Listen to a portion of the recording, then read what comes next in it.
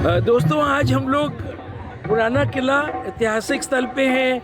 अभी मंत्री पीयूष गोयल जी गए हैं और विकसित भारत एम्बेसडर जो मोदी जी का सपना है 2047 के लिए, मेरे साथ national gallery of modern art के डायरेक्टर हैं सर गौतम सर। सर आपको बताएंगे कि how was the show sir, full day you have been here sir. Very नमस्कार टू यू ऑल। राष्ट्रीय ललित कला संग्रहालय national gallery of modern art New Delhi के डायरेक्टर जनरल होने के नाते और ललित कला अकेडमी के जीसी मेंबर होने के नाते भी मैं कह सकता हूं कि ये देश का एक पहला ही कार्यक्रम है जो इतने विस्तृत और इतने विशाल रूप में आपको दिखाई देता है। जैसे कि माननीय मंत्री जी ने बोला कि देश के विभिन्न कोना से जो कलाकार आए हैं, जो ब्रांड एम्बेसडर हैं हमारे माननीय मोदी जी के, जो विजन है 2047 विकसित भारत होने का, कलाकारों ने अपने दृष्टिकोण से, अपने कलाकर्म से विकसित भारत को एक नए रंग के रूप में रचा है। आज ये समय सिर्फ इस बात के लिए घोतक नहीं है कि हमारा देश कितना उन्नत हो रहा है, बल्कि इस बात का भी घोतक है कि एक सांस्कृतिक रूप से हमारा देश कितना विशालता लिया हुआ है। मैं कह सकता हूँ कि सांस्कृतिक रूप से भारत हमेशा से ही पूरे समाज को, पूरे विश्व को एक संदेश देने का काम किया है।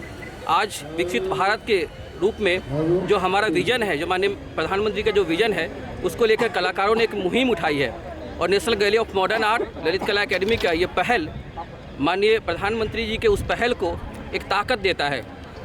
जैसा कि आप देख रहे हैं कि पूरे देश से जो कलाकार समुदाय आए हैं, वरिष्ठ कलाकार, युवा कलाकार और छोटे छोटे बच्चे, स्कूल के बच्चे, उनने भी अपने रंगों से, अपने तुलिका से विकसित भारत का एक रंग, एक स्वरूप को रचा है।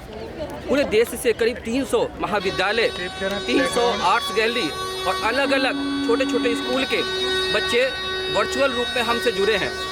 National gallery of modern art का ये इनिशिएटिव आने वाले समय में देश ही नहीं वरन पूरे विश्व में एक कीर्तिमान स्थापित करेगा, ऐसा मैं विश्वास करता हूँ। अभी एक और मोदी जी आपके राइट में सर, अभी हमने देखा कि यहाँ पे जो बच्चे हैं और there lot of people for all over India, तो उसके अंदर मैंने देखा कि लोगों ने अपना जो उनका इमेजिनेशन से, किसी ने मोदी जी कराया, अभी जैसे अपने मंत्री सर आए तो वो दूसरा आर्ट फॉर्म थे, उड़ीसा से हैं। तो आपको क्या लग रहा है कि ये जो बच्चे कर रहे हैं तो इससे उनको क्या प्रोत्साहन मिल रहा है?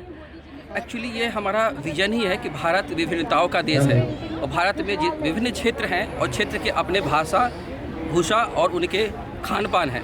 हम सब जानते हैं कि भारत के अलग अलग क्षेत्रों में अलग अलग सांस्कृतिक परिदृश्य है और उन सांस्कृतिक परिदृश्य को रेखांकित करने के लिए देश के विभिन्न कोना से कलाकार आए हैं, साउथ से, नॉर्थ से, ईस्ट से, वेस्ट से। मुझे लगता है कि कोई भी ऐसा राज्य नहीं है जहाँ से कलाकार नहीं आए हैं। सारे आर्टिस्ट अपने अपने मनोयोग से विकसित भारत की कल्पना अपने सांस्कृतिक विरासत के तरफ से मॉडर्न आर्ट के रूप में, क्षेत्रीय कला के रूप में, फोक आर्ट के रूप में, ट्रेडिशनल आर्ट के रूप में और सम ट्राइब आर्ट के रूप में भी यहाँ पे लोगों ने अंकित किया है।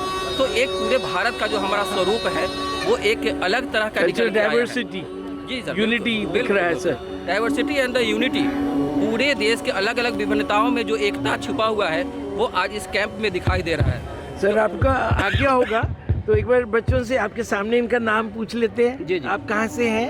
दिल्ली से हूँ। दिल्ली से हैं। क्या नाम? मेरा नाम बेबी है। देवी आपने बनाया? ठीक है। आपका क्या नाम बेटा? अनुष्का। मैडम आप बताइए अपना नाम, कहाँ से? अच्छा, वेरी गुड, लवली, वेरी ये गुड। BHU से है और ये BHU से है? हमारे यहाँ के विद्यार्थी रही है। मैं वहाँ प्रोफेसर था सर। उस समय आप पढ़ाई उनके करते भैया थे। को बुलाइए मैडम। और BHU के बहुत सारे विद्यार्थी आए हैं, अलग अलग क्षेत्र से जो बिलोंग करते हैं, बनारस हिंदू स्कूल में पढ़ते हैं। JJ के विद्यार्थी, BHU के विद्यार्थी, इलाहाबाद यूनिवर्सिटी से, साउथ के, केरला से कुछ लोग आए हैं, पटना आर्ट कॉलेज से कुछ लोग आए हैं। सर ये हमारे साथ डेफ एंड डम आर्टिस्ट हैं, तो इनके साथ आप एक बार एक तस्वीर हम लोग खींच लेते हैं। इन्होंने कल्पना किया है मोदी जी हाँ, बहुत अच्छा किया है इन्होंने। और पूरा जो एक ब्रह्मांड का जो एक चित्रण किया है वो देखने योग्य है।